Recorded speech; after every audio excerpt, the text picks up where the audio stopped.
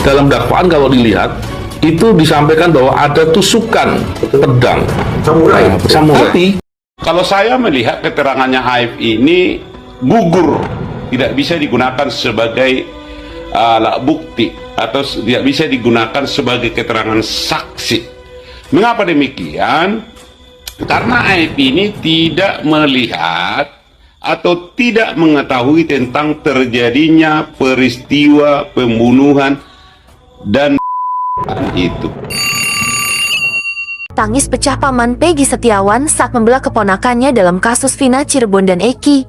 Sandi Ibnu Zalil, paman dari Peggy Setiawan, tak kuasa menahan air mata saat menceritakan nasib keponakannya yang kini terseret dalam kasus Vina Cirebon.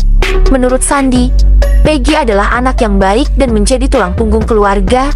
Ia dengan tegas membantah pernyataan Aib yang disebut sebagai saksi kunci dalam kasus tersebut. Kalau saya melihat keterangannya Aib ini gugur, tidak bisa digunakan sebagai alat bukti atau tidak bisa digunakan sebagai keterangan saksi. Mengapa demikian? Karena Aib ini tidak melihat atau tidak mengetahui tentang terjadinya peristiwa pembunuhan dan itu.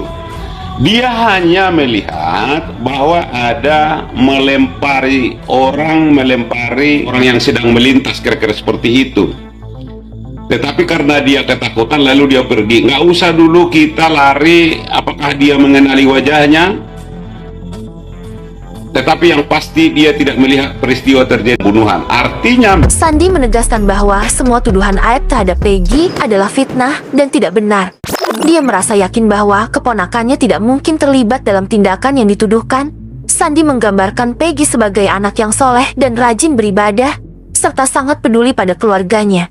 Jika sehabis gajian menjadi kuli bangunan, dia selalu memberikan uang gajinya kepada ibu dan juga adik-adiknya untuk keperluannya ataupun untuk jajan. artinya memang bisa dia dikualifikasikan sebagai petunjuk, kalaupun ini mau kita pakai sebagai alat bukti. Tetapi kemudian petunjuk itu juga harus didukung oleh alat bukti lainnya, seperti misalnya surat, pengakuan, saksi yang lain, baru dia bernilai bukti. Sebagai tulang punggung keluarga, Peggy sering memberikan uang untuk orang tua dan adik-adiknya, menunjukkan betapa ia berbakti dan bertanggung jawab. Sandi merasa yakin bahwa Peggy tidak mungkin terlibat dalam geng motor atau melakukan kejahatan yang dituduhkan. Sandi juga mengungkapkan bahwa ia sudah mengenal Peggy sejak kecil dan melihatnya tumbuh menjadi anak yang baik dan bertanggung jawab.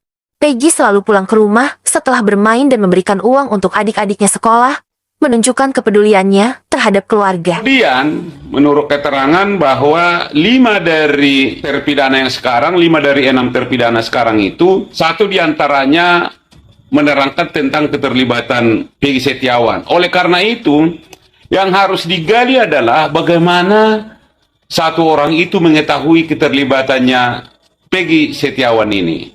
Peggy selalu pulang ke rumah setelah bermain dan memberikan uang untuk adik-adiknya sekolah, menunjukkan kepeduliannya terhadap keluarga. Kabar terbaru dari Peggy Setiawan di kasus Vina Cirebon. Sebanyak 42 pengacara dari organisasi lintas advokat bersiap untuk membela Peggy dalam proses hukum terkait kasus Vina dan Eki. Mereka telah menyiapkan 5 saksi kunci untuk membuktikan bahwa Peggy tidak bersalah. Yang harus digali adalah bagaimana satu orang itu mengetahui keterlibatannya Peggy Setiawan ini. Artinya tidak boleh dimakan mentah-mentah keterangan itu. Harus diuji keakurasian dari keterangan itu, apakah dia bisa dianggap bernilai bukti atau tidak bernilai bukti. Peggy Setiawan, tersangka baru dalam kasus pembunuhan Vina dan Eki, mendapatkan dukungan moral yang kuat dari puluhan pengacara yang datang dari berbagai daerah seperti Indramayu, Brebes, dan Jakarta. Para pengacara ini yakin bahwa Peggy hanya menjadi korban salah tangkap. Para kuasa hukum berharap kehadiran mereka dapat memberikan pembelaan yang kuat dan adil bagi Peggy Setiawan. Kuasa hukum Peggy telah menyiapkan sejumlah saksi kunci dan bukti untuk menguatkan alibi bahwa Peggy berada di wilayah Bandung saat kejadian pada tanggal 27 Agustus tahun 2016. Dalam pembuktian hukum pidana, sudah banyak ahli yang menyatakan dan memang esensinya seperti itu. Bukti itu harus lebih terang dari cahaya. harus lebih terang dari kilat yang bisa membuat terangnya suatu peristiwa yang sedang disangkakan atau didakwakan. Oleh karena itu, tolong diuji keterangan saksi itu apakah bernilai keterangan atau dia hanya sekedar bernilai petunjuk.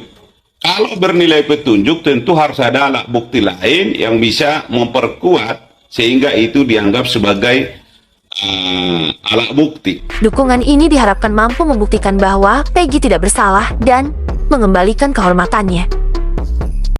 Sementara itu, Aib mengaku sempat melihat para pelaku mengejar dan melempari Vina serta Eki dengan batu.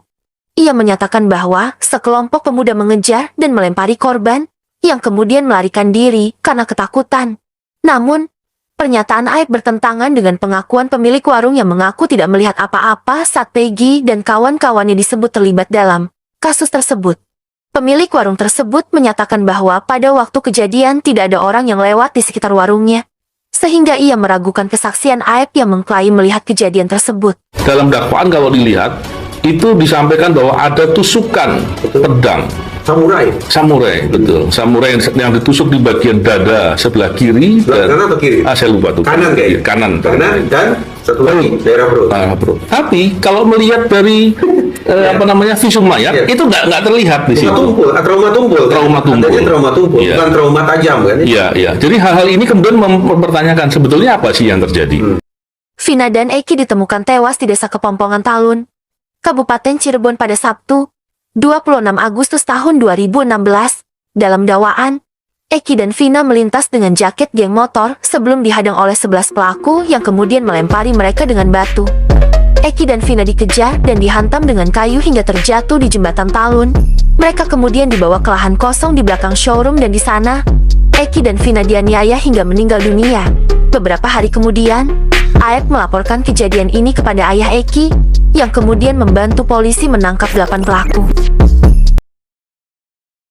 Sebanyak 42 pengacara dari organisasi lintas advokat bersiap untuk membela Peggy dalam proses hukum terkait kasus Vina dan Eki.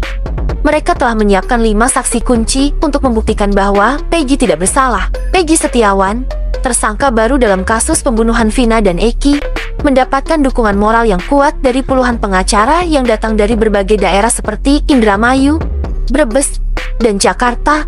Para pengacara ini yakin bahwa Peggy hanya menjadi korban salah tangkap. Para kuasa hukum berharap kehadiran mereka dapat memberikan pembelaan yang kuat dan adil bagi Peggy Setiawan.